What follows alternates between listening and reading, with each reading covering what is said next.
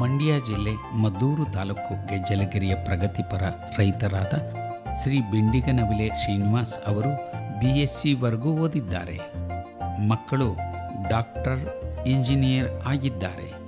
ಆದರೇನು ತಮ್ಮ ಬದುಕು ಕಟ್ಟಿಕೊಟ್ಟ ತಮ್ಮ 6 ಎಕರೆ ಹೊಲದಲ್ಲಿ ಚಂದವಾಗಿ ಗರಿಕಟ್ಟಿದ ತೆಂಗು, ಸುಪುಷ್ಟ ಅಡಿಕೆ, ಹೂವು ಫಲ ತುಂಬಿದ ಕಾಫಿ ಒಳಗೊಂಡು ಹೂವು ಹಣ್ಣು ಏನೆಲ್ಲ ಬೆಳೆಗಳ ಬೆಳೆದು ತಮ್ಮ ಬದುಕನ್ನು ಚೆಲುವಾಗಿಸಿಕೊಂಡಿದ್ದಾರೆ.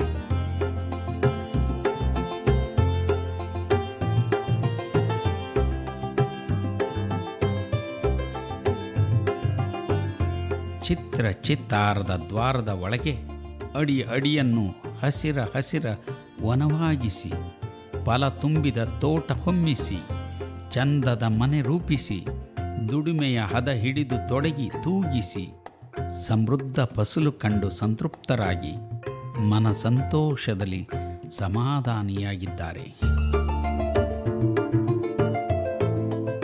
ಇಲ್ಲಿ ಸುತ್ತಿ ಸುಳಿದರೆ ಎಂತಹ ಕೋಟ್ಯಾಧೀಶರು ನಗರದ ಐಭೋಗವ ಅತ್ತತ್ತಲೇ ಅಲ್ಲಲ್ಲಿಗಲ್ಲೇ ಬಿಟ್ಟು ಹೀಗೆ ಹೊಲಕೊಂಡು ಗಿಡ ಮರ ಹಬ್ಬಿ ಬೆಳೆಸಿ ಪೈರು ಫಸಲು ಉಕ್ಕಿ ತರಿಸಿ ಇದೇ ಸುಖ ಎಂದುಕೊಂಡಾರು.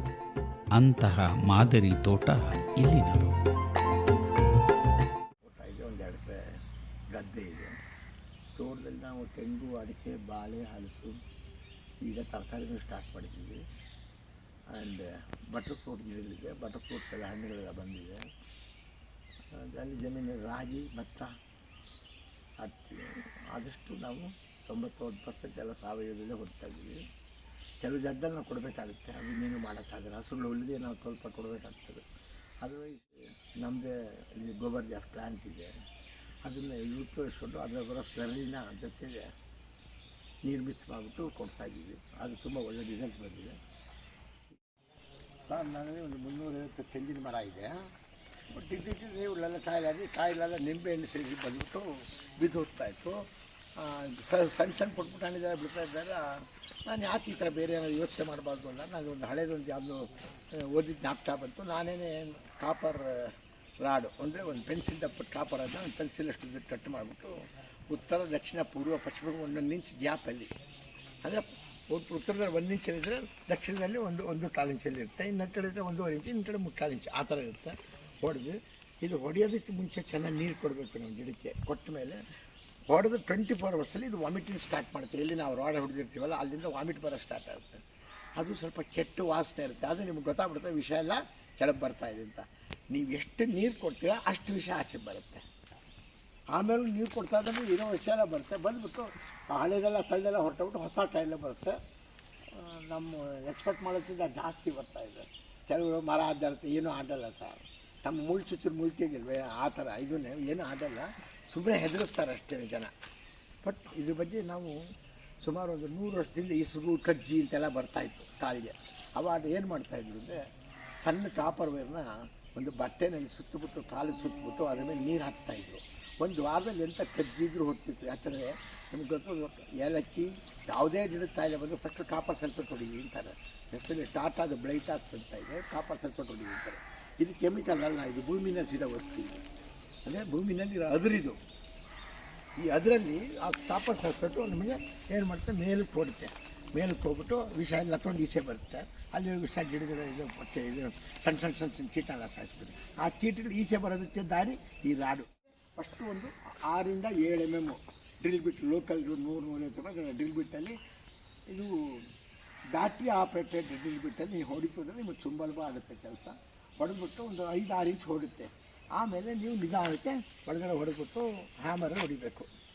ಮುಂದೆ ಸ್ವಲ್ಪ ಕಟಿಂಗ್ ಮಾಡಬೇಕಾದ್ರೆ ಶಾರ್ಪಟ್ ಮಾಡಿ ಕೊಡ್ತಾರೆ, ಅವಾಗ ಕಟ್ ಮಾಡ್ಕೊಂಡು ಹೊಡುತ್ತೆ. ಅದು ಮುಖ್ಯ. ನೀರು ಕೊಡಬೇಕು. ನೀವು ನೀರು ಕೊಡಲಿಲ್ಲ ಅಂದರೆ ಹೊಡೆದು ಏನೂ ಪ್ರಯೋಜನ ಆಗಲ್ಲ. ಯಾಕಂದರೆ ಅಲ್ಲಿ ಔಷಧಿ ತಯಾರಾಗ್ಬಿಟ್ಟು ಮೇಲ್ಗಡೆ ಹೋಗುತ್ತೆ.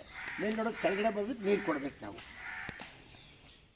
ಇದು ಕಾಪರ್ ಆರು ಹೊಡೆದಿರೋ ಜಾಗ ಇಲ್ಲಿ ಹೊಡೆದಿದ್ದೀನಿ, ಈ ಕಡೆ ಹೊಡೆದಿದ್ದೀನಿ. ಇಲ್ಲ ಇನ್ನೊಂದು ಹೊಡೆದು ತೋರಿಸ್ತೀನಿ. ಏನಾಗಲ್ಲ, ಯಾರು ಏನು ತಲೆ ಕೆಡಿಸ್ಕೊಳ್ಳೋದು ಬೇಡ, ಭಯ ಪಟ್ಕೊಳ್ಳೋದು ಬೇಡ. ಮರ ಅದಕ್ಕೆ ಅದು ಕಲ್ಪವೃಕ್ಷ ಅಂತ ಇಟ್ಟಿರೋದು. ನಾವು ನೀರು ಕೊಡದೇ ಇದ್ದರೂ ಅದೇ ಎಲ್ಲಿಂದ ಹೊಡೆದು ನೀರು ತುಂಬ ನಮ್ಗೆ ಫಲ ಕೊಡಬೇಕಾದ್ರೆ ನಾವು ಅದಕ್ಕೆ ಔಷಧಿ ಕೊಡಲೇಬೇಕಲ್ವ. ಅದರಿಂದ ಇದನ್ನು ರೈತರು ಯೂಸ್ ಮಾಡಿದ್ರೆ ಸ್ವಲ್ಪ ಒಂಚೂರು ಖರ್ಚು ಜಾಸ್ತಿ ಇರ್ಬೋದು ಅಂತ ಲೆಕ್ಕ ಇರುತ್ತೆ. ಬಟ್ ನೀವು ಏನೇನೋ ಗೊಬ್ಬರ ಹಾಕಿ ಏನೇನೋ ಮಾಡೋ ಬದಲು ಇದೊಂದು 10 ಮರ 100 ಮರ ಒಂದು 10 ಮರ ಕೊಡೋದು ನೋಡಿ, ನಿಮಗೆ ರಿಸಲ್ಟ್ ಗೊತ್ತಾಗುತ್ತೆ. ಇದು ನಿಂಬೆಹಣ್ಣು ಸೈಜ್ ಬರ್ತಾಯಿತ್ತು, ಇವಾಗ ನೋಡಿ ಯಾವ ಸೈಜ್ ಇದೆ. ಒಂದರಿಂದ 1.5 ಲೀಟ್ರ್ ಎಳ್ನೀರು ಬರುತ್ತೆ ಇದರಲ್ಲಿ. ಕಜ್ಜಿ ಎಲ್ಲ ಆಲ್ಮೋಸ್ಟ್ ಆಲ್ ಅವಾಯ್ಡ್ ಆಗಿದೆ. 90% ಕ್ಲಿಯರ್ ಆಗ್ಬಿಟ್ಟಿದೆ. ನಾನು ಬಾಳೆ ಕೃಷಿ ಮಾಡ್ತೀನಿ. ನನ್ನ ಹತ್ರ 20 ವಿಧದ ಬಾಳೆ ಇದೆ. ನೇಚರ್ ರಾಜಬಾಳೆ ಅಂತ ಒಂದು ಬಾಳೆ ಇದೆ, ಅದು ಎಲ್ಲೂ ಸಿಗೋದಿಲ್ಲ, ಅದು ನಮ್ಮ ಹತ್ರ ಸಿಗುತ್ತೆ. ಬಟ್ ಅದು ಅಪರೂಪ, ಅಂದರೆ 6 ತಿಂಗಳಿಗೆ ಒಂದು ಸತಿ 8 ತಿಂಗಳಿಗೆ ಒಂದು ಸತಿ 1-2 ಗೊನೆ ಬೀಳುತ್ತೆ ಅಷ್ಟೇ. ಬಟ್ ಒಳ್ಳೆ ಹಸಿರು, ಎಸ್ಪೆಷಲಿ ಅದು ಹೆಲ್ಪ್ ಆಗುತ್ತೆ ಅಂತ ಎಲ್ಲರೂ ಹೇಳ್ತಾರೆ. ಬಟ್ ಬೆಂಗಳೂರಿನಲ್ಲಿ 25 ರೂಪಾಯಿ ಒಂದು ಹಣ್ಣದು. ಅಷ್ಟು ಚಿಕ್ಕ ಹಣ್ಣು, ಯಾರಕ್ಕಿಂತ ಚಿಕ್ಕದಿರುತ್ತೆ. ಆದರೆ ಮೆಡಿಸನಲ್ ಪ್ಲ್ಯಾಂಟ್ ಅಂತ ರಾಜಬಾಳೆ ಅಂತ ಹೆಸರು. ಆಮೇಲೆ ಬೂದುಬಾಳೆ ಇದೆ, ಆಮೇಲೆ ಏಲಕ್ಕಿ ಇದೆ, ಈ ಮಾಮೂಲು ಈ ನೇಂದ್ರ ಬಾಳೆ, ತುಂಬ ಹೆಚ್ಚಿನ ಒಂದು 20 ಥರದ ಬಾಳೆ ಹಾಕಿದ್ದೀವಿ. ಕೆಲವು ಫಲ ಕೊಡ್ತಿದೆ, ಕೆಲವು ಇನ್ನೂ ಫಲ ಕೊಡ್ತಾನೇ ಇದೆ.